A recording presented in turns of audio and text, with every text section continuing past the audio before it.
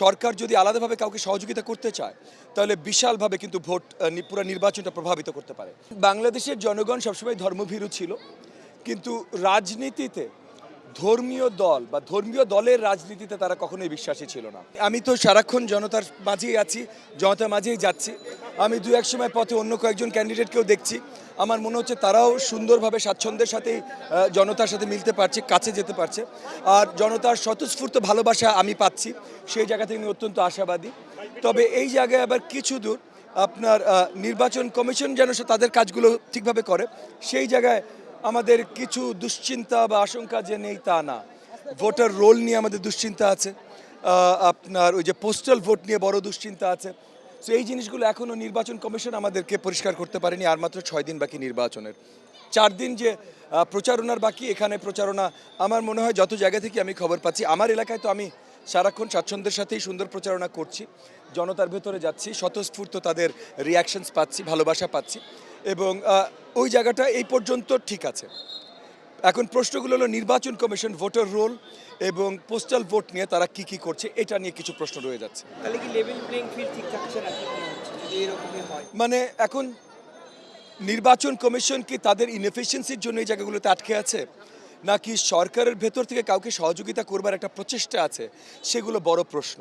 কারণ voter role, poster vote, এই জিনিসগুলোতে সরকার যদি আলাদাভাবে কাউকে সহযোগিতা করতে চায় তাহলে বিশালভাবে কিন্তু পুরো নির্বাচনটা প্রভাবিত করতে পারে। এইখানে একটা প্রশ্ন রয়ে যাচ্ছে, বড় প্রশ্ন। প্রচারণায় অংশ নিচ্ছেন, আপনারা যাচ্ছেন, বিভিন্ন জায়গায় যাচ্ছেন, রিক্সা আর ধানের শীষ, কেমন ধরনের প্রতিদ্বন্দ্বিতা হতে পারে? দেখেন, আমার কাছে মনে হয় যে ধানের শীষের সাথে এই এলাকায় খুব বেশি শক্ত প্রতিদ্বন্দ্বিতা কারোর হবে না। এখানে এটা আমার ধারণা, বলছি কাউকে ছোট বড়, আমি কাউকে ছোট বড় করে বলছি না, এটা আমার ধারণা, বলছি যে শক্ত প্রতিদ্বন্দ্বিতা হয়তো হবে না। বাকিটা তো 12 তারিখে বোঝা যাবে। মামুনুল হক আপনার একজন প্রতিদ্বন্দ্বী এবং তিনি একজন ধর্মীয় একটা রাজনৈতিক দলের নেতা, সেক্ষেত্রে আসলে ধর্মটাকে ব্যবহার করে সে তো চাইবি আপনার একটু, সেক্ষেত্রে আপনার প্রভাব পড়বে কিনা? দেখেন, বাংলাদেশের জনগণ সবসময় ধর্মভীরু ছিল, কিন্তু রাজনীতিতে ধর্মীয় দল বা ধর্মীয় দলের রাজনীতিতে তারা কখনোই বিশ্বাসী ছিল না। আজকে হঠাৎ করে বাংলাদেশের জনগণের প্রতি চিন্তা চেতনা পাল্টে যাবে, এটা চিন্তা করার বড় কোনো কারণ নাই। সো সেই জায়গা থেকে যদিও গত 16 মাসে বা 18 মাসে আমরা দেখেছি বাংলাদেশ জামাতে ইসলাম অনলাইন এবং মিডিয়ার মাধ্যমে একটা প্রচার তৈরি করতে চেষ্টা করেছে যে তারা অনেক শক্তিশালী, তারা একটা প্রভাব তৈরি করতে চেষ্টা করেছে তাদের বিশাল বট বাহিনী সব কিছু দিয়ে, যে কোনো একটা পোস্টও যদি হয় 10-15 হাজার তাদের বট বাহিনী চলে আসে। এগুলো তারা বহু বছর ধরে কাল্টিভেট করেছে, তৈরি করেছে। বট বাহিনী দিয়ে আসলে রাজনীতি হয় না, এবং বট বাহিনী জনতা না। সো জনতা আসলে কাদেরকে পছন্দ আর কী ধরনের রাজনীতি পছন্দ করে, এটা পরিষ্কার 12 তারিখে করে।